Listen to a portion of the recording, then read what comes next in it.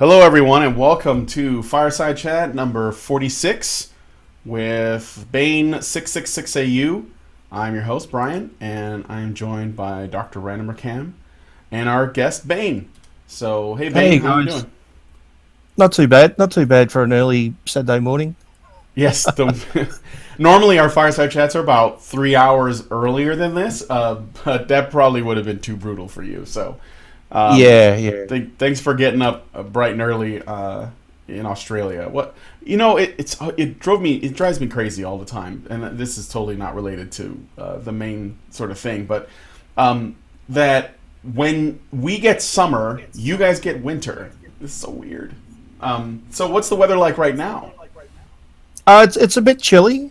I guess in a month or two, it's going to start getting really nice. We'll still have cold mornings, but it'll be nice by afternoon. And then a couple of months after that, it's going to start getting hot. So I'm not looking forward to that. So I suppose if you were rich enough, you could probably buy a home in North America and then buy another home in Australia, and you'll never have to deal with winter. You can just Is that a plug for Bane's Patreon? yeah, yeah. Maybe you should have a house up here in the North Americas so that we can. I don't Yeah, know. go donate to Bane's Patreon. He needs another house in North America. Yeah, it worked for Bernie. And one in Antarctica as well. It'll be nice just to have a hangout in Antarctica, just so you don't have to bother going all the way around the world again. Yes. Well, I've been to Antarctica. Oh yes. Yeah, I was alluding to that. I saw your series of videos about it. It was very Yeah, I informative. went about 4 years ago now. So yeah, And what you go to Antarctica for? holiday, Oh, of course. this is Australian holiday. Let's Well, go I to took what's the something- harshest part of the Earth? Let's go there. Harden the fuck up, Brian.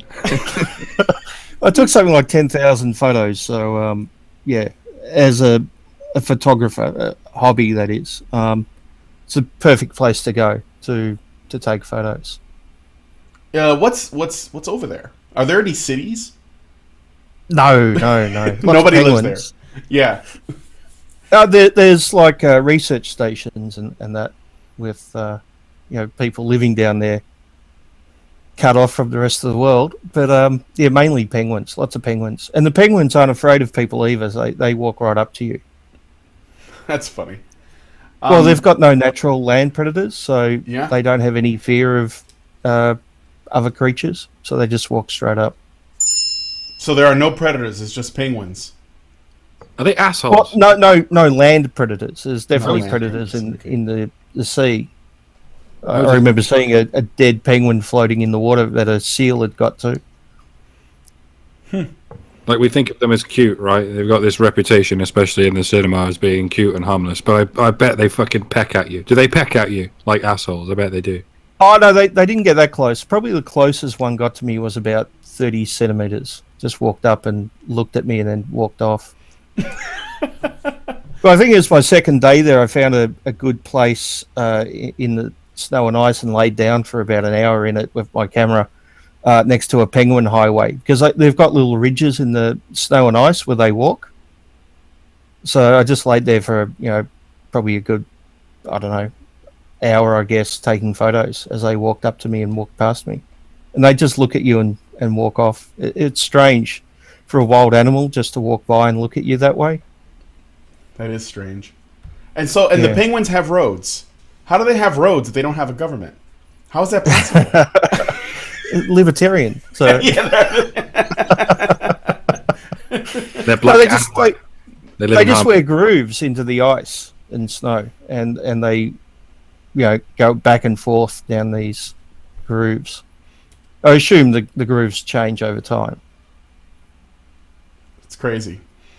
And the funny thing is they're obsessed with small round rocks because they build their nests with these rocks. And I remember the last day I was there, there was this penguin colony right up on this large hill, and the penguins would walk all the way down to the beach and pick up a small round rock and put it down, pick up another one and put it down, pick up another one, put it down. And finally, the penguin would find the perfect smooth round rock and march all the way back up and put it on his nest, and then turn around and come back. And as soon as he did that, others would go and steal it. Oh.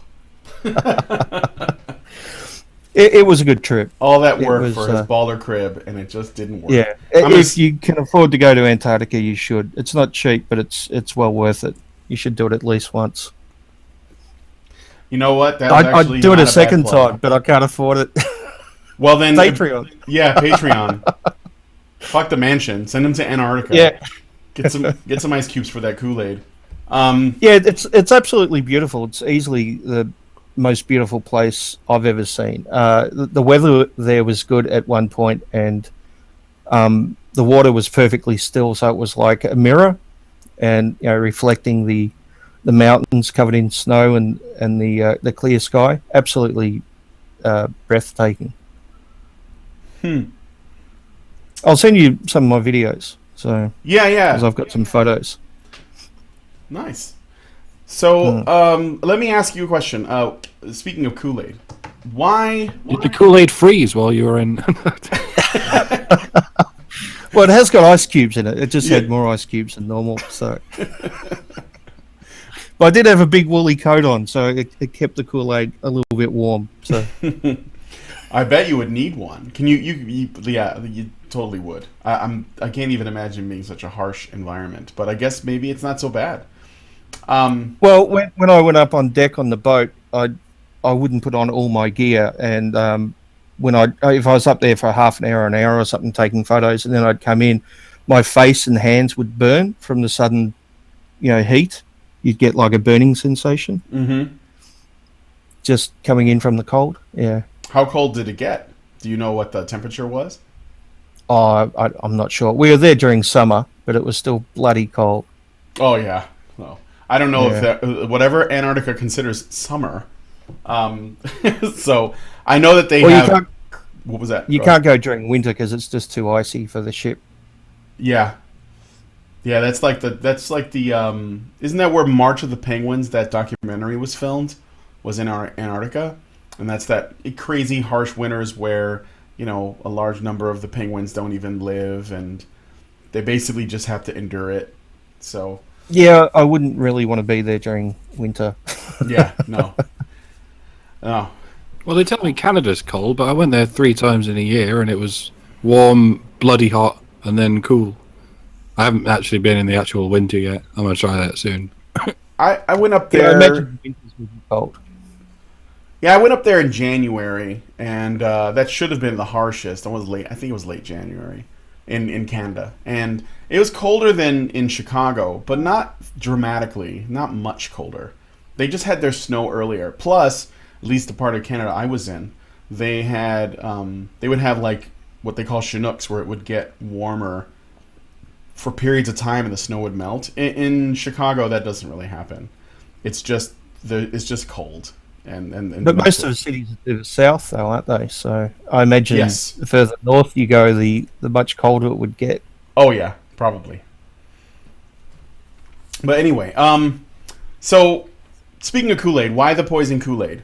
What did you go with that as your Well, it's a warning against drinking the poison Kool-Aid or swallowing a toxic ideology without question. Mm-hmm. It comes from the Jim Jones Jonestown massacre, the term poison Kool-Aid. And while I'm here, what is it with you guys and skulls? I didn't get a mention in that. What? I haven't watched it all the way to the end. Yeah, we're talking about the questions for anti-SJWs, and there was one guy. I don't know who he is. I don't think I've ever seen him before, but he said, "What is it with you guys and skulls?" And then he showed Davis Arini, and then Mundane Matt and Ralph. Oh and he never mentioned me though. I was so disappointed. That is disappointing. I figured you'd be the original. What do you mean? I mean, skulls are fucking cool. That's all it is. I'm fairly certain. Skulls are, we all have them. Everyone's got one. It's the only body part you can show without being ableist. Yeah. Yeah. and they're cool. They're metal. I mean, skulls are cool. So yeah, that's a stupid question. I don't know. I mean, the thing is there anyone else with a skull on our side apart from us four? I guess there must be one or two, but there's animals everywhere, animal avatars everywhere. I thought that would have been a better question. I think so too. Yeah, like the funny thing is, in one of the few articles I've been mentioned in on We Hunt at the Mammoth, one of them was about skulls. I think it was called something like "Maybe You're the Bad Guys" or something like that, and it talked about Davis Arini, Mundane Matt, and myself all using skulls in our avatars, and maybe that means that we're the bad guys or some shit. Like, is that the best you've got on me? Wow, Futrell. I mean, seriously, I use a skull in my avatar. Nazis did have skulls on their uniforms, but not as their avatars.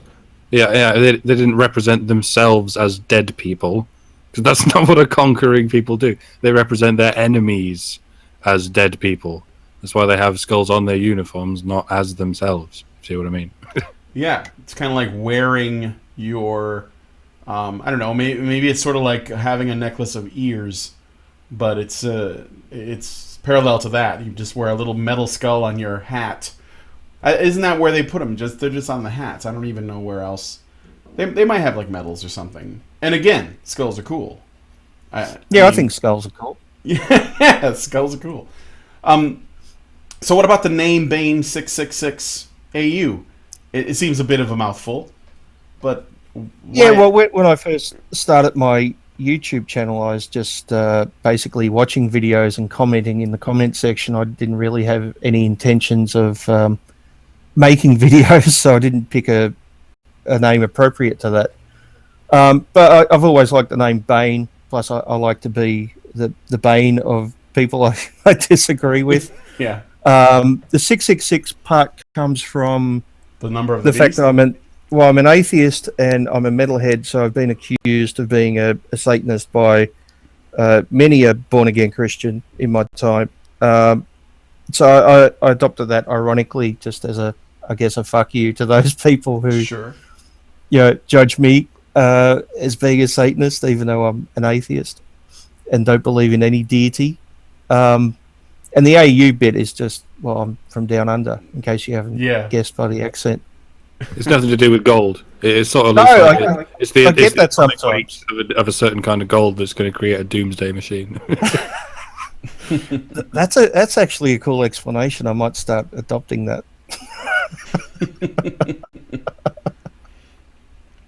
No, that's that's what I figured. I noticed that a lot of we run into quite a few people when we've done interviews with people who are either anti-SJW or just MRAs or something of the like, and they do have a tendency to be metalheads. I remember once, well, actually, when we were at the ICMI, we met this couple. And, I mean, they were just, the woman had crazy hair, and they had piercings. The guy had, like, 4 or 5 lip piercings. And they were from, I think, I want to say either Sweden or Germany, but I can't remember, or the Netherlands or something. And we asked them, about...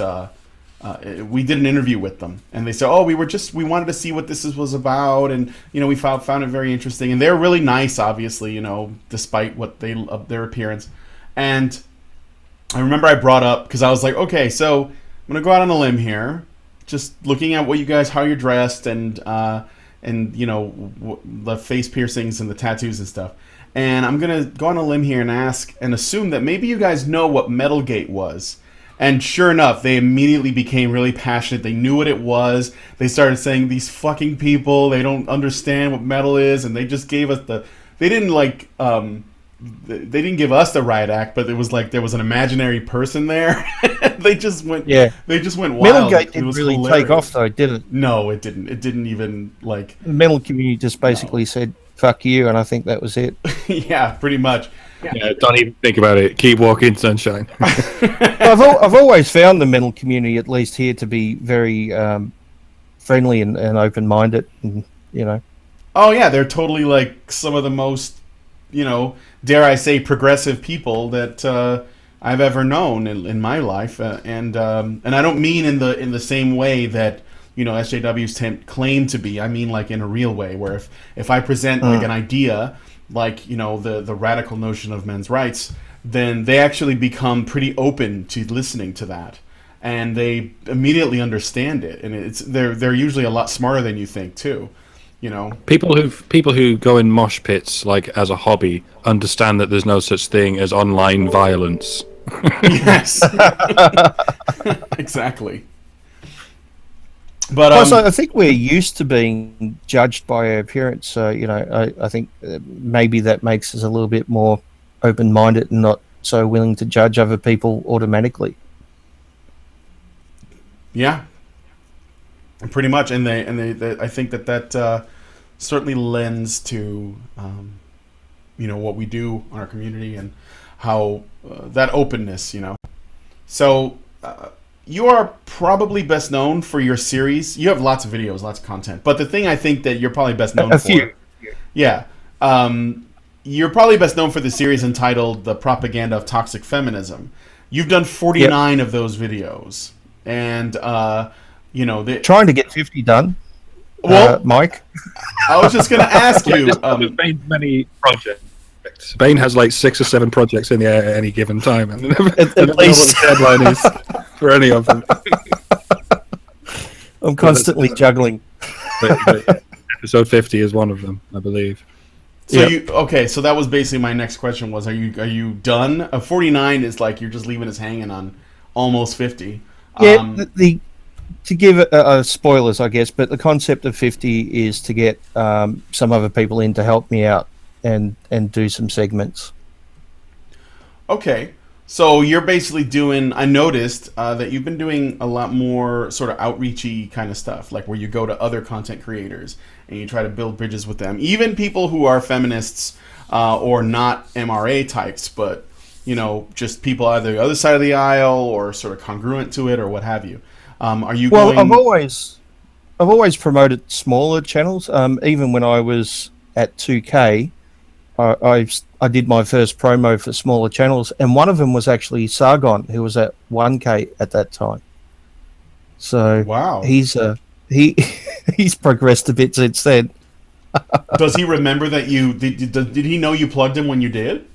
Yeah. I asked him to do a video for it, and he gave me a shout out when he reached 100K. So I guess we're even. Okay. Well, thank you, Sargon, for not forgetting the little people. But I'm still doing that. Just this morning I released another video promoting a smaller channel, so I'm doing that once a month now with a guest video. But yeah, I do like to speak to the people on the other side as well.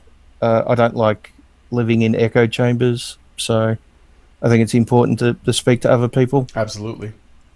I speak to Russian Deadpool on a fairly regular basis. Who else? Recently I spoke to Diane O'Philly, who's an English journalist. Or she doesn't like the term journalist, though, so I'm not sure what to call her.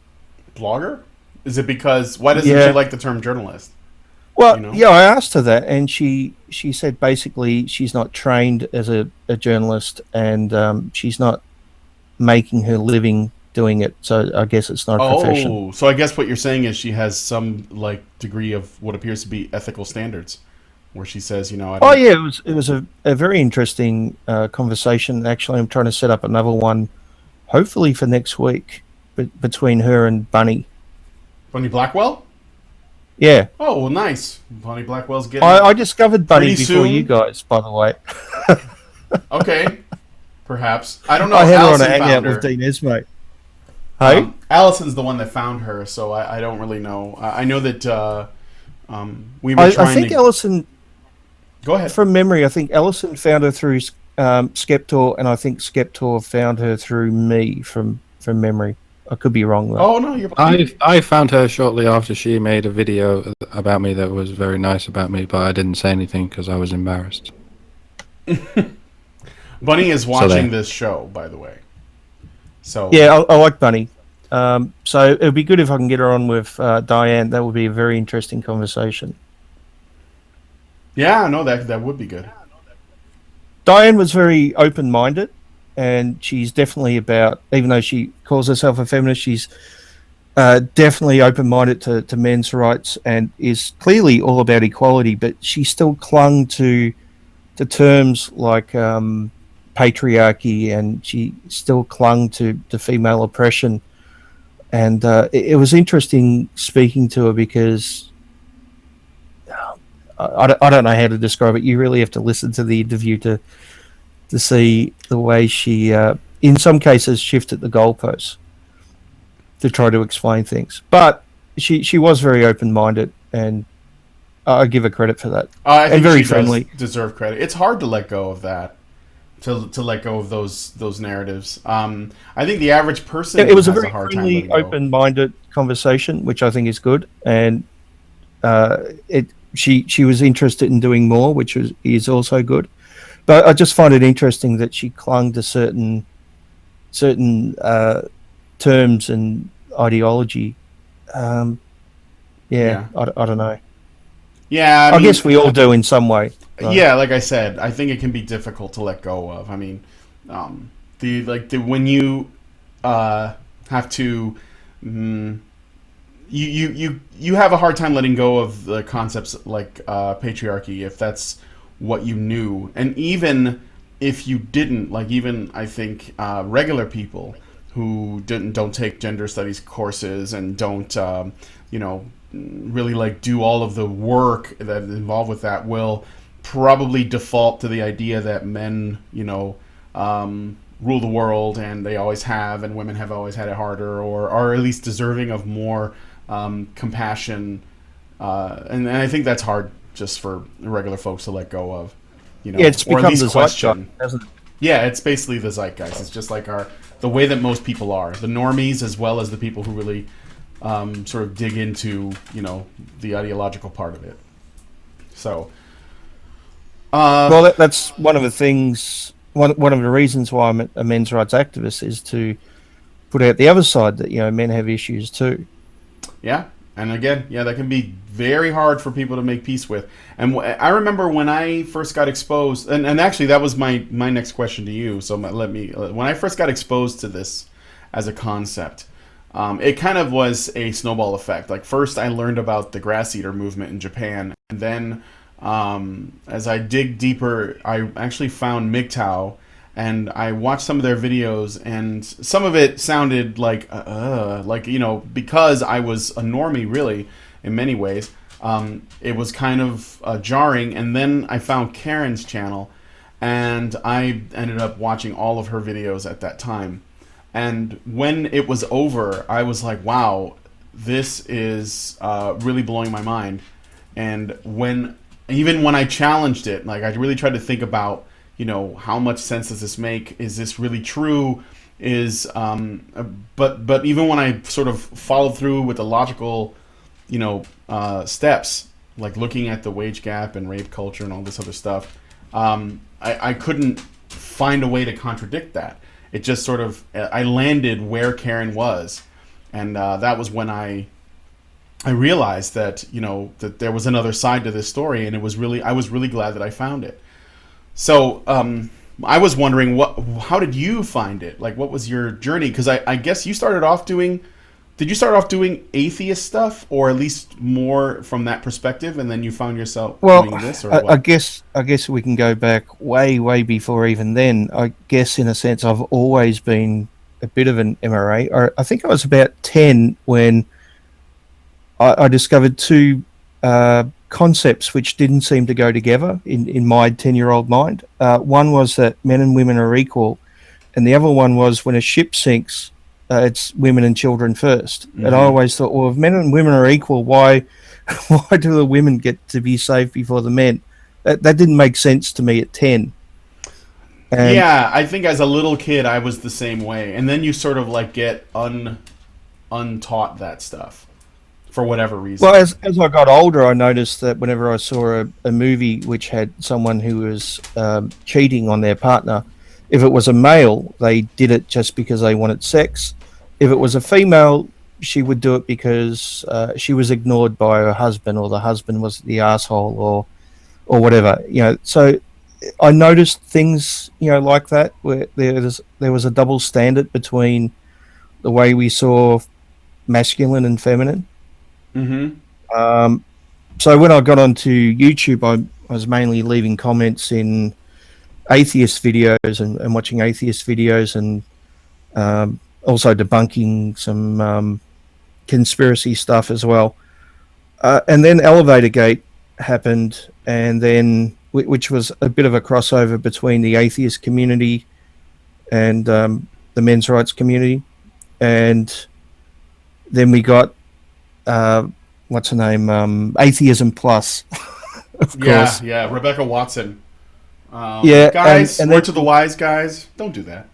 Now known as Atheism Divided. So that really, I guess, opened a whole new online world for me. And then Big Red happened, and I guess that was the final straw. So my very first video was about Big Red. All right. It was like our red wedding, wasn't it? Well, that's actually my most viewed video, I think, still to this day. It's only like a short 5-minute video. I actually found her YouTube channel, and I found some videos where she was arguing with a preacher who was at a gay pride event, and she was saying, you have no right to turn up here and protest this and interfere. And I thought, this is a bit contradictory, considering that's exactly what she did at a men's rights event. So I thought I'd point out the hypocrisy. That's yeah. Well, I guess when you're an SJW, it's one of those things where, well, obviously, I can do these things, whereas you can't because you have privilege. That's where that comes in, right? Women need the voice. Gays need protecting. The Christians, they don't, because they have privilege. Is what I would assume that's the logic anyway. I don't even know if she would have thought about it that far. I think it was just, I agree with these people, I disagree with the others, therefore I can do what I want. Yeah, that's probably the case. Yeah. Why did you switch from your computer voice to your real voice? I guess I wanted to start doing hangouts, plus people were complaining about the computer voice so much. I thought, yeah, maybe it's time I switched. I actually tried to switch earlier, but I found it difficult to go from one to the other, because I was used to a certain production style. It was easier to use the computer voice, but I've since adapted. Yeah. So I think at 4K I started fooling around with using my real voice, but it was slowing me down too much, so I went back. Do you remember? Go ahead. But my voice actually appeared in some of my early videos. If Yes. you watch some of the comedy stuff I do. Yeah, if you look at the old stuff, you do use your regular voice. Yeah. Do you remember, or the YouTuber? He hasn't been around in forever. Razor Blade Candy. Yeah, I know Razor Blade. And he also used the robot voice because he had I guess he had a problem with speaking, like he couldn't talk, and so he had to use the robot voice. And yeah, in the 100K shout out that Sargon gave me, he actually mixed confused you myself for up with RBK. Yeah, it said he actually uses a computerized voice because he can't speak.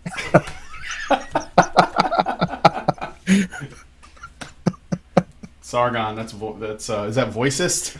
They don't even sound the same. RBK had a different robo voice. Well, he knew I was different than RBK, but he confused the reason why I used the text to speech. Yeah, with RBK, which a lot of people have done or did before I started using my real voice. Did you know? Well, you've probably seen that RBK is actually on some of his videos. He poked fun at you in his videos, not like in a mean way, but because he uses multiple voices to represent sort of different characters. There's one where he uses the same voice that you use, and so he makes this joke like, "Shouldn't you be inside of a jar, inside of a pitcher of Kool-Aid right now. Yeah, I did see that. I used to watch RBK. I don't know if he watched my videos, but I think people pointed out in the comment section that I used a text-to-speech as well. So I think that's where that came from. Yeah. I hope he's okay wherever he is. Because I haven't seen him in Very years. charitable of you to describe it as he, by the way. Oh, that's true. We don't know that it's a he. So, your channel is very focused on maintaining, because of the propaganda of toxic feminism being the most popular series, which came out of it started right after the Elliot Rodger thing, right? And after the it was inspired. It was meant to be a Go ahead. Well, it was meant to be a 3-episode series, which is now over 50 hours long. Yes. But I was going to focus one episode on the online media, one on YouTube, and one on Facebook posts, which I never got around to making that one. But by the time I got into the second one, it had exploded so much, so I realized it was going to be bigger. And I think it was by episode 5 or 6, I thought, I'm really onto something here. It's really popular. Maybe I should extend it to, outside of the Elliot Rodger thing and just expand it to bullshit about the men's rights movement in general. And so I asked my audience, and they said yes, go for it. And here we are, 50 episodes later. Well, almost 50. 49. We're still waiting 49 and a bit. Waiting on number 50 still. Yep. So How many views does that playlist have, by the way? This is a sort of technical question, because my Dr. Random McCann vs. the World playlist has over 200,000 views, but none of the videos of it on that playlist have more than 100. There's something about playlists; they have an ability to get more views than any of the videos on them. So how many? You might find that's had like shitloads of views, that particular playlist. I'm not sure about the number of views for the playlist, but I do know that some people binge the series when they start. I know this for 2 reasons. One, they either send me a message telling me that they're going through it, or 2, I see them over a course of 2 weeks leaving comments on different videos. So you'll get the same person commenting on episode 5 and then episode 10 and so on. So a lot of people do binge the series. Not something you do on a weekend, by the way. No. I mean, I would usually eagerly wait for another one of those to go up to watch it, because even though they're an hour, it's like a great hour. Even with the robo voice, I didn't mind that. Actually, I was able to focus on what was being said because I'm not paying attention to the intonations, if that makes any sense. And I heard a story about a guy who walked a considerable length of the Amazon, quite close to the Amazon, listening to the Ricky Gervais podcast. That's how he got through his day, by listening to the hours upon hours of Carl Pilkington that have been recorded. And I thought, shit, that's what we're good for. We're good for people walking a long stretch of the Amazon, or perhaps a long stretch of some other huge country. That's why we're so very popular in places like Canada and Australia. There you go.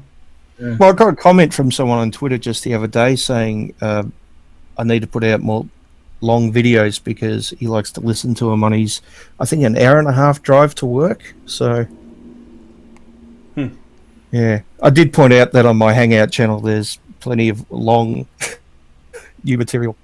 I did a 4.5 hour show just last week.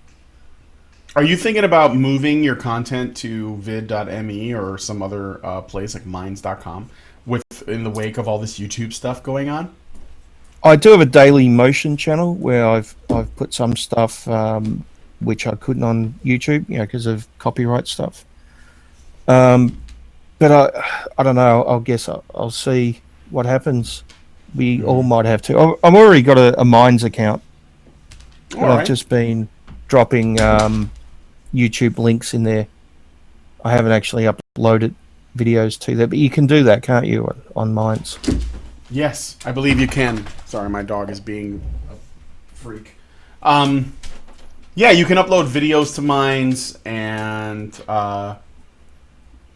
it's I wouldn't say it's a replacement for Vid, but it's just like more places to put your stuff. We're going to be putting our Badger Bites, like our compressed Honey Badger videos, on our Minds account, because we have one too. So, yeah. So the thing is, a lot of my videos take a fucking long time to upload as is. So I tend to do it overnight. So if I had to upload it to a second place, it's annoying.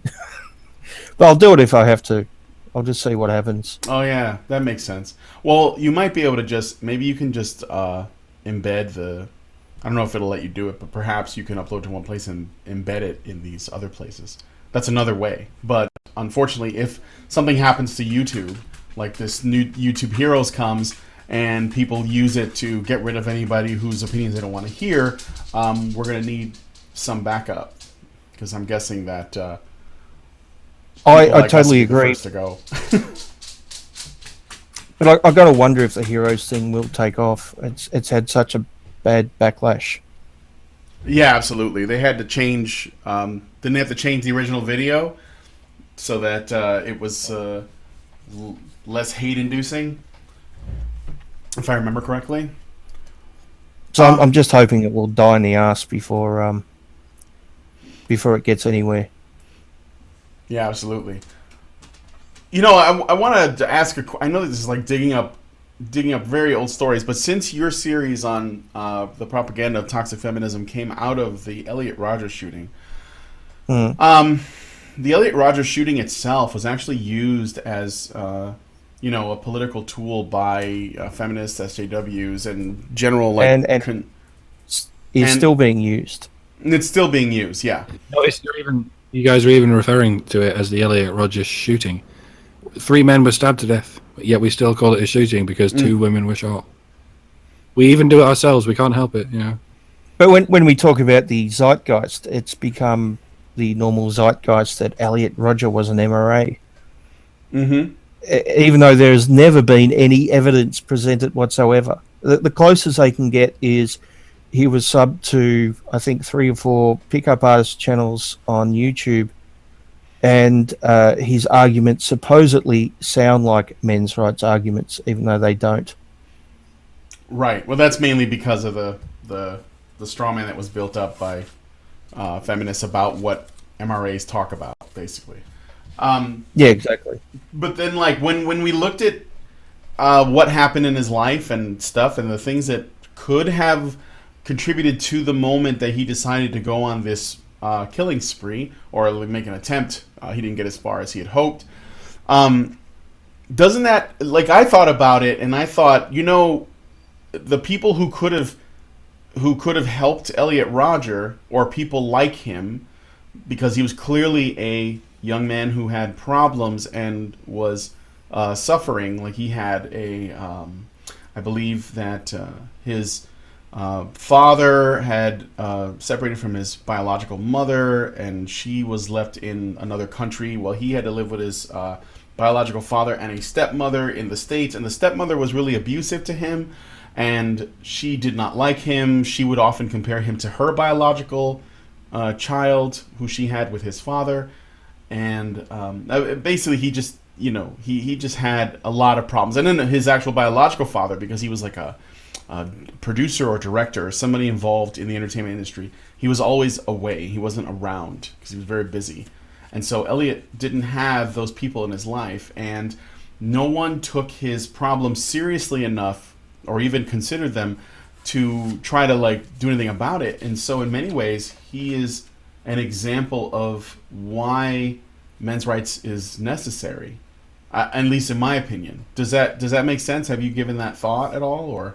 Yeah, I think it's a lot more than that. I think that he was probably privileged in the way of his parents having a lot of money, but not privileged in the sense that he got validation or attention from his family. So I have to wonder if they just replaced love with belongings and things like that.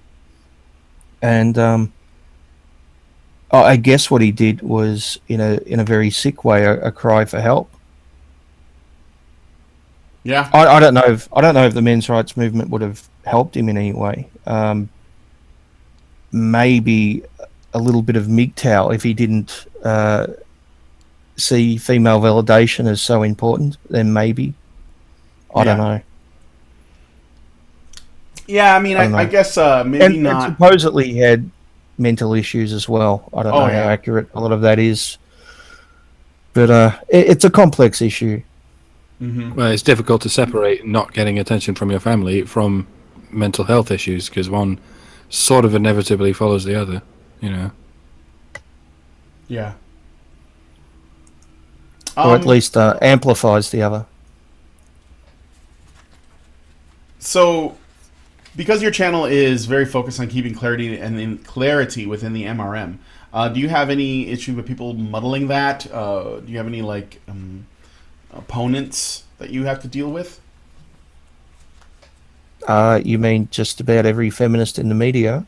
But do they come after you specifically? I mean, do you have any issues with that? Or people on the other side tend to leave me alone. I've had a couple of articles from Dave Futrell about me, but nothing really serious. I had that. What was the fitness guy? I can't think of his name. Fitness guy? Yeah, some fitness guy who wrote an anti-MRA article for Time magazine. James Fell, I think his name is.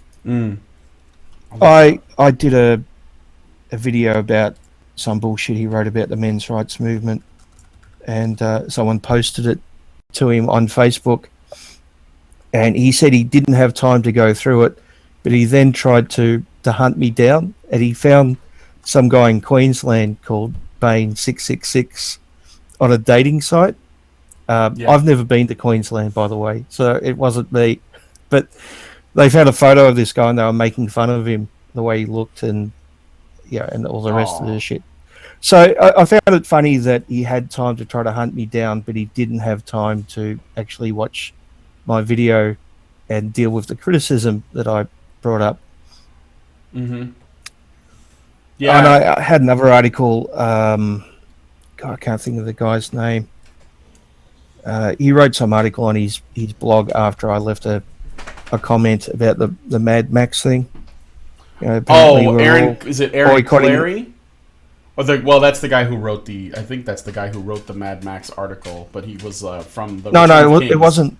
It wasn't his article. It was someone else claiming that MRAs would be pissed off over the what was the Marvel TV series a year ago? Was it Jessica Jones? Are you talking about? It was either Jessica Jones or Agent Carter. Probably Jessica Jones. That was the one that was on Netflix. It was Jessica Jones. Yeah.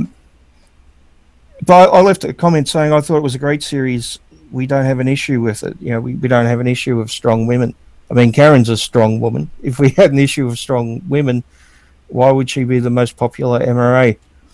Yeah. So he wrote an entire article, and he called me a misogynist. He said, watching his videos, you can clearly see that he's a misogynist, but he never gave any examples of why I was a misogynist. And then he spent the next paragraph attacking my name and going on about not using my real name and showing my face and being a coward and shit. Yeah, which had nothing to do with anything I've ever said, of course. It was just a derailment, a distraction. Yeah. And then he went on to say how MRAs want Mexican brides because they're easier to control or some shit. What? I have no idea. Did he really say that? Yeah, he really said that. I thought he must have got it from Return of Kings, so I went and had a look there and couldn't even find it there. So I hope he doesn't. It's amazing. I hope he doesn't believe that Mexican brides are easier to control, because I think that says a lot more about him than anything else. That's crazy. This is a guy who claims to be writing a book about the men's rights movement and has done a ton of research, apparently. Research. Yes. Yeah, air quotes, research. I've never heard the Mexican bride thing before. I have no idea where he got it from. It's not even on Return of Kings, so I don't know where he got it. Sorry? SNL, isn't it? That sketch that Lena Dunham did. I never thought of that. That could be it. Yeah. Oh, It went yeah. out to millions of people, remember. It must have gone in someone's memory hole. Again, what? Yeah, maybe that's where. Maybe. Yeah, that was the. I think it was. Extensive research. I watched an Yeah. SNL skit a fucking year ago. It's going to be a great book if that's his research. Is it going to be one of those where there's very few pages, but they're like kind of cardstock, really thick, and maybe when you turn the page, there's like a musical sound that comes with it that accompanies it. His name was Dana King, by the way. Just remembered his name. It should be a pop-up book. I think that we need more pop-up books. Dana King, make it a pop-up book. Make it fun to read. You'll probably write another article about us now. So Yeah, they probably are, especially now that I said that. MRAs like pop-up books, just like children.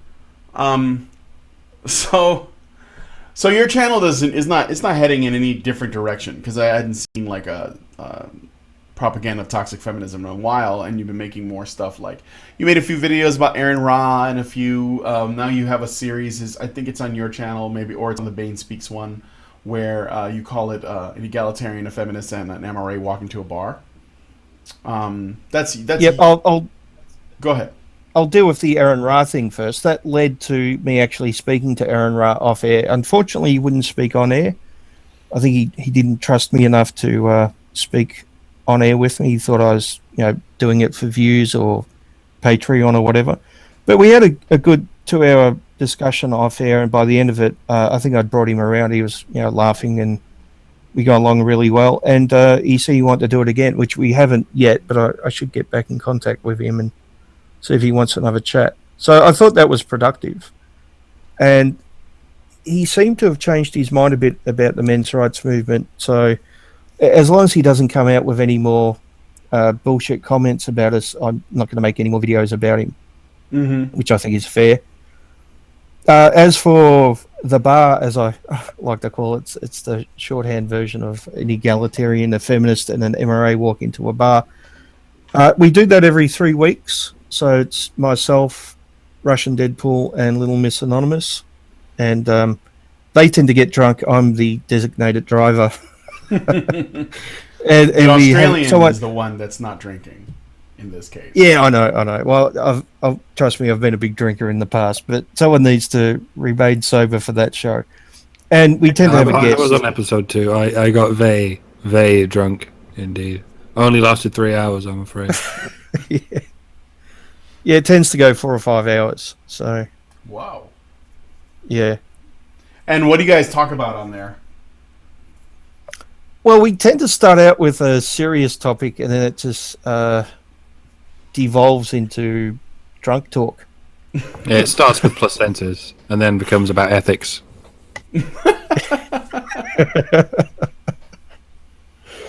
So look, part of it's I guess meeting in the middle ground and talking to people on the other side, but it's also having a good time and letting your hair down. Yeah. No, that's good. Semi-serious, party. Yeah. And a lot of fun, basically. Well, that's good. That's good. Have you, in your sort of discussions with people, you did mention that when you talked to Aaron Ra, it probably started off a bit hostile, but by the end of it, you guys were laughing and joking. He did seem very dismissive at the start, which I don't blame him. He didn't really know me. Sure. I just made a video series about him, so, but I think he thought a lot of my arguments would be different than what they were, and he started saying things like, men and women should be given equal opportunity when it comes to jobs. And I said, yeah, I agree 100%, as long as they can do the job. And he said, yeah, of course, it's obvious. And I said, well, there's a lot of feminists who would disagree with you and are trying to push women who can't do the job into, being firefighters or whatever. Mm-hmm. I mean, if you can pass the requirement, I got no problem with you being a firefighter, but there's been cases where they haven't passed the requirements and they've still got the job because of quotas. Yeah. And I brought that up, and he said, well, I haven't heard of that, but if that's true, I agree with you. And it went on like that, where we tended to agree on a lot of things. And yeah, by the end of it, we're on friendly terms. So I take that as a win. Oh, absolutely. And do you think, have you been able to do that to anyone else, like affecting people's opinions of maybe, if not around men's issues themselves, at least around, like specific MRAs like yourself? I think it was about 2 years ago. Someone challenged me to a debate. It wasn't a live debate, but a back and forth video response debate. Mm-hmm. And he went first, and then I made my response, and then he made his response, and I made my second response. And about an hour after that, he left a comment saying that I'd won and that he had to go on a very long walk to reevaluate his opinions. Is that back when wasn't there a time where you could make a response video on YouTube and it'll actually like put in the description like like a small embedded version of the original video, or it was like below it? Do you remember I that? think it was after. Yeah, I remember that. I think it was after that all went bye-bye. But yeah, he just had a lot of misconceptions, and I broke down those misconceptions and proved them wrong. He believed in the whole Elliot Rodger thing and the rest of it. So I just broke them down bit by bit, and I guess he couldn't refute what I said. Yeah. So I think I've had some success in things like that. How important do you think, or how important do you think advocacy is, which is what most of us on YouTube do, where we basically discuss the issues and try to bring attention to them? Or do you think that there should be or could be more brick and mortar solutions happening in the real world when it comes to men's problems? Well, I think both. I think you don't get societal change without people being aware of the issues. A lot of people don't realize the issues that affect men, like the sentencing gap. How many people know about the sentencing gap? Not many. No, not many. They don't know. There's often a lot of this stuff is just invisible to people, and when you bring it up to them, they can get pretty.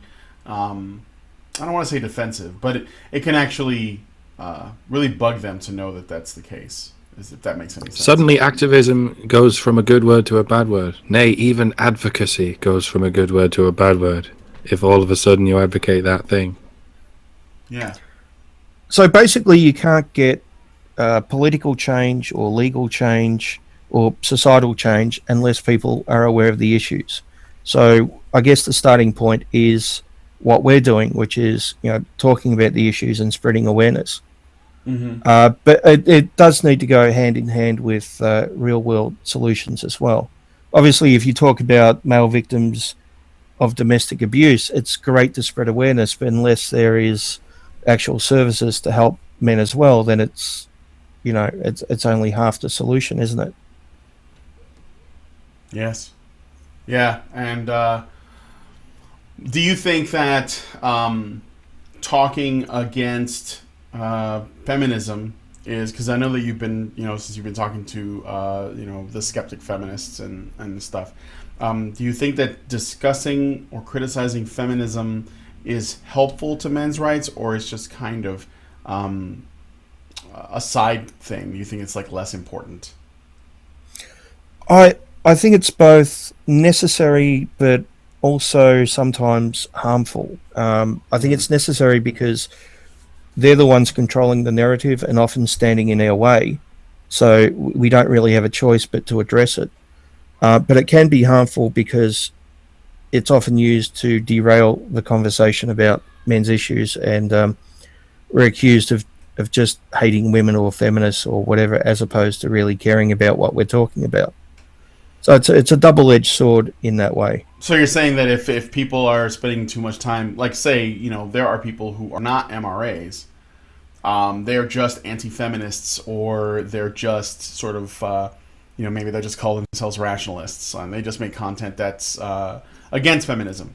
And you're saying that because they do that so much, and even MRAs do this too, I'm not saying they don't, but like Karen, for example, she considers herself an anti-feminist first and an MRA second.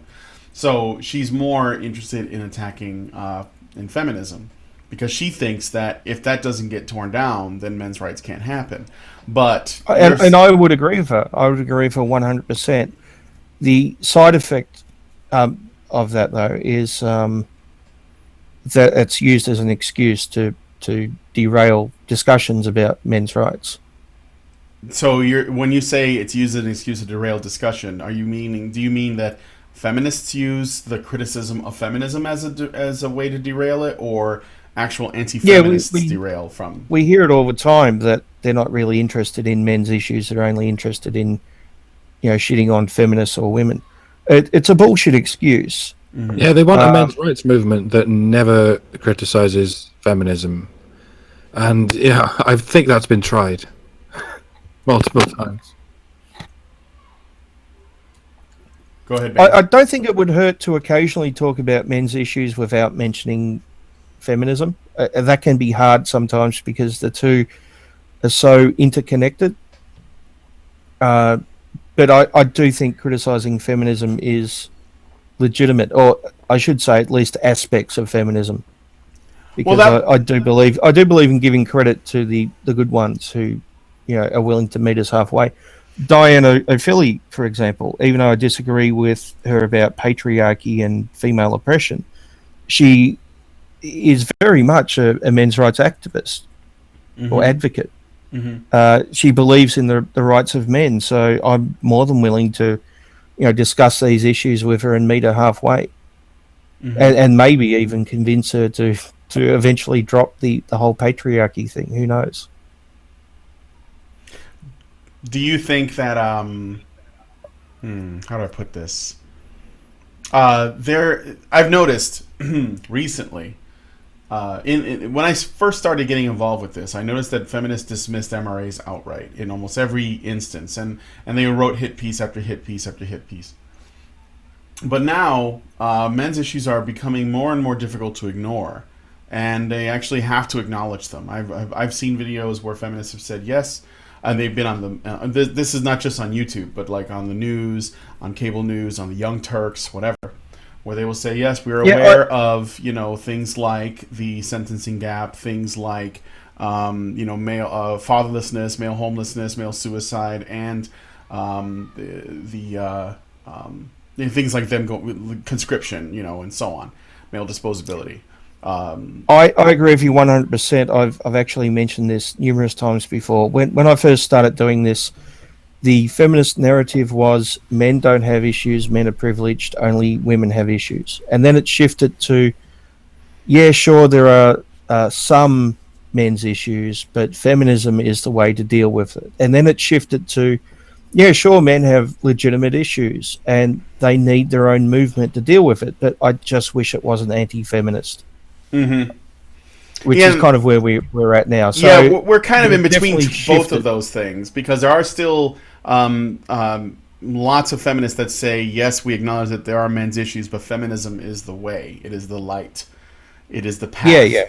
But it is shifting more towards men do need their own, or should have their own movement. I just wish it wasn't anti-feminist. Yes. And that was what I was wondering was, you've noticed that. Do you think that... Oh my! Sorry, my alarm went off. Oh, I thought, is there like air raid siren? World War III is happening? Is that the Red Baron? Do you have a wall to break through? Yes, it's called feminist narrative. Someone in the world said, "Oh no! Oh god damn it! Get my cape on."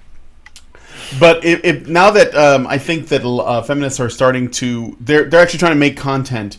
They're trying to talk about men's issues, but they're doing it in another way. And I'm sure you've seen this conversation about what they call toxic masculinity, where essentially all of men's problems are men's fault. Do you think that feminism... I strongly disagree with that. Oh, of course. I'll let you talk about that. I will also ask, do you think that feminism can address men's issues in its current incarnation, in the way that they say that they can? Or do you think it'll be basically an evolution of this idea of toxic masculinity? I would say that there are some feminists who would be able to address some male issues. We should all be able to agree on Circumcision, for example. All forms of circumcision should be banned on anyone under 18 unless there is a clear medical need for it. Both sides should be able to agree on that.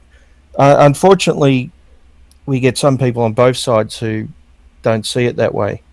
I know PZ Myers wrote an article saying something, what was it, boys and their boo-boos, which he said that he's against male circumcision and it's a violation of human rights, but yeah, it's really not that important because only female circumcision should be focused on. And I read another article where someone said that male circumcision was wrong, but it's just another form of patriarchy and male privilege. Right. Not exactly sure how that works. Male circumcision is a privilege. Okay. Yeah, male privilege because it was I don't know, it was traditionally done to show someone going to manhood or some shit. So therefore, it's a privilege to show that they're superior to women. Or that sounds like it's a reference to the Jewish practice where they do it when the child turns 13 or something. I don't know. Or is that what they do? I have no idea. Go ahead. Female circumcision isn't seen as female privilege, is it? So no, I don't know. It's this weird double standard. So those feminists we clearly can't work with, but I think we can with on some topics. Mm-hmm. And toxic masculinity? That's one thing that we can't really see eye to eye on, is it? When they say that all men's issues are just the fault of men and that masculinity is toxic, I find it very hard to work with someone like that. Absolutely. And, patriarchy backfiring and all those other fucking bullshit excuses that we hear all the time. I'm sorry, but if you're actually about equality and you use excuses like that, it makes it impossible to work in the middle ground. Yeah. What kind of I don't know, do you have any can you tell us a little bit about anything that you have coming up, like any other projects that you that we could look forward to on YouTube or elsewhere? Behind the scenes, I'm herding cats at the moment. I'm trying to get something off the ground for November, but I don't really want to go into it because I don't want to jinx it, and it's still at the very early planning stages, but hopefully it's going to be something fairly big. Nice. Are you planning on seeing I'm assuming you've heard of The Red Pill, the documentary by Cassie J. It's supposed to be premiering. It premieres next week, and I think it'll be everywhere shortly after that. Are you going to try and get your hands on it? Yeah, I definitely want to see it, so it should be good. I'm looking forward to it. You weren't, by any chance, one of the people that was interviewed for it, were you? No, probably not. I don't know. No. Yeah, that's too bad. Well, I'm a little bit far away. I guess we could have done it over the internet, but I wasn't using my voice at the time. So. Yes, that's true. All right. Well, do you have anything that? Another one. Who are your favorite MRA or anti-feminists or anti-SJW YouTubers? Yeah, a couple of them. It's a very, very long list. You have to pick them. No. And you have to throw everyone else under the bus that you don't pick. So if you pick Dr. Ranamakan, that means you don't like Spinosaurus Kin. No, I'm kidding. Or vice versa. I've always been a big fan of Mikaru. He's one of the first ones I came across. And I wish he'd make more videos, though. I love his content. I love his content, too. He's hilarious. I always enjoyed Doc's videos, Karen's videos, of course. Mm-hmm. Alison, when she used to make videos, I know she mainly does honey badgers now, but a lot of her videos were pretty good too. Yeah, Alison's got a video coming. It may come out this weekend, so she has one, but she doesn't. You know what's going to happen? What? As soon as we get off air, I'm going to think of about 10 people I should have mentioned. But Bane speaks. It always happens. Bane speaks. That guy's got a great channel. Right. Yeah, he does. I think you've been on some of the hangouts he does, haven't you, Doc? At least a couple. Yeah, I swear there's loads of people I met on your last New Year's hangout that I just don't remember. Is that the one where you ran for? Is that the one where you ran it for 6 hours and you basically had like over 50 people on? Yeah, and the first 2 hours got chewed up like a cassette tape. Like that often happens with our hangouts, but then it gets righted after an hour or so. It goes, okay, there's the whole thing. But this one got chewed up, and it's been chewed up ever since, right? Yeah, unfortunately, I think it's the first hour and 40 minutes, which had Sargon and Teal Deer on together. I think that might be the first time on the internet. Yeah, the first time they met, and it's been chewed up. Oh, that was like one of the best sort of meetings of that was like a who's who, wasn't it? Oh. Yeah, well, I may be planning a similar thing late November, but I have to say I've got other things to sort out first. But I was thinking maybe this time a 24-hour one around the globe on lots of different channels. But I need other people to host. I can't host it myself for that long, obviously. You can't stay awake for 24 hours? I thought you were a man. I don't mind doing 6. I don't mind doing 6 hours, but I need other people around the globe to volunteer to do, other shifts, and then we need to organise a lot of people because the community's grown so much since then. It's definitely big more than 50 people. I don't think you can actually make a hangout longer than 6 hours. So you'd actually. I think 8 is the limit. I think 8 is when they get you out. Yeah. So basically, you'd have to do, if you wanted to do like 8 hours, you could do 3 different videos back to back on 3 different people's channels. So probably what would be easier is to do 4 lots of 6, and then have a crossover at the end of each show. So one in North America, one in England, one in Israel or something, and then one in Australia, and that's the end. So we got to get skeptical. Yeah, something like basically. Okay. At this point, it's just an idea, and I've got a lot of other things planned for November, so there hasn't been a lot of planning. But yeah, it would be good if we can get just about everyone in the community on a hangout over 24 hours. That could be fun. The last one was a lot of fun, and that was actually. Yeah, I think we need to do things like that. And this time, always be recording it. Someone be fucking Camtasia that shit while it's happening, so we don't lose it. Always a lot of people think we're not part of a community, but I think clearly we are. Yeah. Yeah, haven't you heard some people say, "Oh, it's not really a community"? Well, I think there's.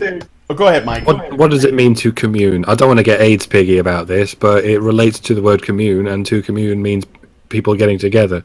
Anywhere where people have hangouts regularly and know each other is describable, as a community. It's one of those words that's iffy. Not as iffy as problematic, but it's starting to get iffy. I think we're just seeing iffiness in words where it's not necessarily there, which is understandable because we're surrounded by people trying to destroy the English language one word at a time.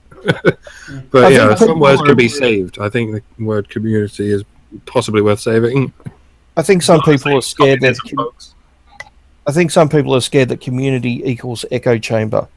Yeah, I think so too. That's what I was thinking. Is that there's a concern that by saying I'm part of community X, it means that it's an echo chamber, even though it clearly isn't. I mean, there's always some infighting going on. I wouldn't even call it infighting, but there's always some disagreements that are happening specifically because we aren't that way, But also, I would say that a lot of the feminists are part of our community, depending on how you define community, of course. You mean like Kevin Logan? But I would consider myself in a community with Russian Deadpool, for example, and Kevin Logan, and even someone I haven't spoken to before, like Christy Winters.